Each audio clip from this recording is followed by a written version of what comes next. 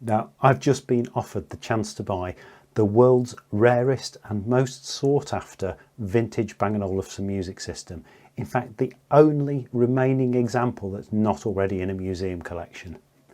So if I look excited in this video, I think you'll agree I've got good reason to. As I've got a young family and limited income, I've unfortunately had to decline the offer. But if you're a B&O collector, then keep watching, because this item is still for sale, and I will explain in this video how this item could become the centrepiece of your Bang Olufsen collection. Come and join me, I'll explain everything.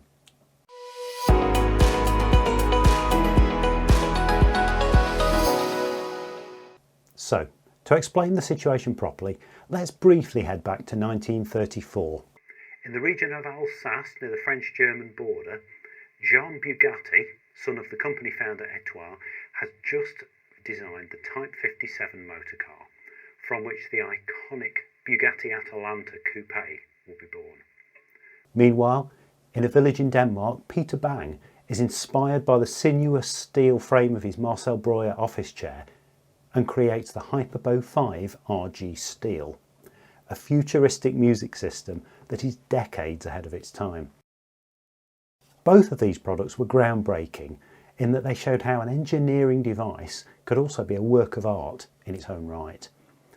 Now fast forward to 2025, just 5 examples of each of these products remain in existence. Both the car and the music system are timelessly beautiful and at the pinnacle of design and technology for their era. We'll come back to the Bugatti later in the video, but the real reason we're all here is for the Bang & Olufsen system. If you're a regular viewer of the channel, you will know that I've long been a fan of the Hyperbo 5 RG Steel, and I keep this beautiful working 1/8 scale replica in pride of place on my desk, which was kindly made for me by Paul at the Bang & Olufsen Museum in Belgium.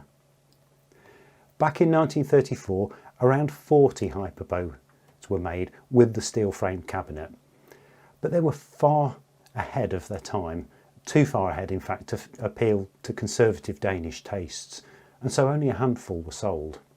The remaining cabinets were returned to the factory and broken up, with the electronics inside being reused in the more traditional wood-cased RGF or furniture versions of the Hyperbo and Superbo models. Now, as with 90-plus-year-old motor cars, a 100% original example is almost non-existent with gramophones of this era. In this case, one example in the National Museum in Oslo has its original cabinet, but this has been heavily altered and it's non-working without interior parts. The remaining 4 items for the Hyperbo have replacement cabinets which were built to the original B&O plans, but the electronics, effectively the beating heart of the unit, are original. The 4 new cabinets in this case were made to mark B&O's 75th anniversary in the year 2000. If you're interested, 3 of these Hyperbos can be found in museums. One in the Struer Museum in Denmark, one in Bang & Olufsen's own historic collection at their factory in Struer, which I featured both of these on the channel, and the third is at the Dopier Museum of Sound in Prague. The final, 4th example with the recreated cabinet is currently owned by my friend Ulf in Sweden, who purchased it directly from B&O's craftsman Mogens Ringdahl on a visit to Denmark when they'd just been constructed. Now the cabinet, handles and hinges of this particular version were made slightly differently from those that Mogens made for the other 3 75-year models. The amplifier is the very similar Superbo type, as there are no working Hyperbo amplifiers left. The speaker is supplied by B&O veteran engineer Bjørn Jansen in Struer, and the gramophone is from Rudy Vervoort, who is a B&O collector in Belgium. Now, Bjørn visited Ulf in Sweden with the Superbo chassis, the speaker and gramophone, which he installed and tested. And a plexiglass rod leg has actually been added as well, due to the weight of the unit. Now, since Ulf got the unit, there were changes to the Swedish radio network, which meant that the unit can't pick up radio stations in Sweden now, and also the gramophone does need some attention. This is the reason that you won't hear sound in the video clip that's playing. But as you can see from the video, the looks are superb and they're very evocative of how this unit would have looked back in 1934. I need to explain at this point that I'm not the seller of this item, and also I won't profit in any way from this sale. As a lifelong B&O fan, my reason for posting this video is firstly to help my friend Ulf to find a fellow B&O collector who can enjoy it for the future, and secondly to ensure that if possible it doesn't disappear into a bank vault or freeport, as often happens with works of art or vintage cars. I mentioned the Bugatti Atalanta at the start of the video.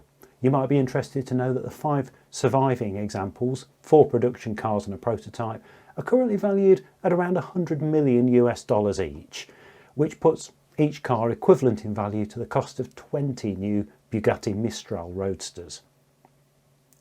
Now I've put Ulf's contact details in the video description so that interested collectors can contact him directly to discuss details and price. But to give you an idea of the value of this last remaining Hyperbow 5 RG steel outside of museum collections, I understand the asking price is roughly equivalent to that of a pair of new Beolab 28 speakers from Bang Olufsen in a bespoke colour, which is quite incredible when you consider that this is an absolutely unique piece of Bang & Olufsen history. I would ask please that you don't ask questions about this item in the video comments. As I mentioned, I'm not the seller and I don't have extra information for you. Instead, if you're seriously interested in this item, could you please contact Ulf directly using the contact details in the video description. In the same way that you wouldn't try to send a 90-year-old Bugatti by air freight, I strongly suggest that you would need to be able to travel to Sweden or send someone you trust with suitable transport in order to safely move this delicate vintage item. Courier shipping really is not a wise choice here. Now once the item has been sold, I'll update the video description and remove Ulf's contact details, and I'll mark the item to say that it isn't available anymore. I hope that someone watching who is a true B&O collector will have as much love for this item as I do and will contact Ulf to bring it into a new era of B&O collecting ownership. Thank you for watching, and if you do happen to buy the item, please do let me know, as I'd love to be able to feature this in a future video.